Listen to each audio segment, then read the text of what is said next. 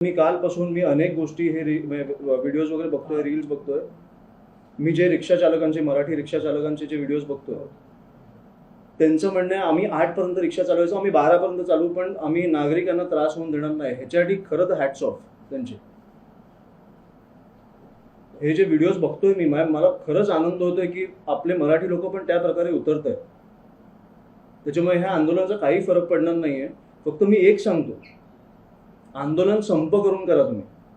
जर आमच्या लोकांच्या अंगावर आलात तुम्ही तर रस्त्यावर मारणार. तुम्ही संप करा, तुम्ही रिक्षा चालवू नका, तुम्ही काय वाटेल ते करा. मराठी भाषा शिकायला घ्या पाहिजे या संपामध्ये.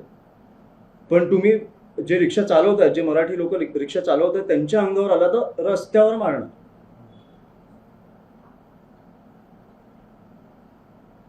पण मग आता यामुळे राज्यातली कायदा सुव्यवस्था बिघडेल असं नाही का वाटत? नाही, मला वाटतं ते सरकारनेच निर्णय घेतला म्हणून कायदा सुव्यवस्था बिघडलीच नाही पाहिजे.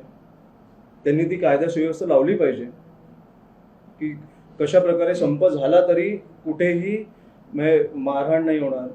शांतपणे तुम्ही संप करा ना. तुम्हाला आम्ही दाखवून देऊ की मराठी रिक्षा चालक काय आहेत. आणि जी तुम्हाला भीती आहे की जर तुम्हाला भीती असेल की आम्ही संप केल्यानंतर पण रिक्षा चालक चालू असतील, तर ती भीती असली पाहिजे. कारण आमचे रिक्षा चालक हे सक्षम आहेत. मुंबईभर रिक्षा चालक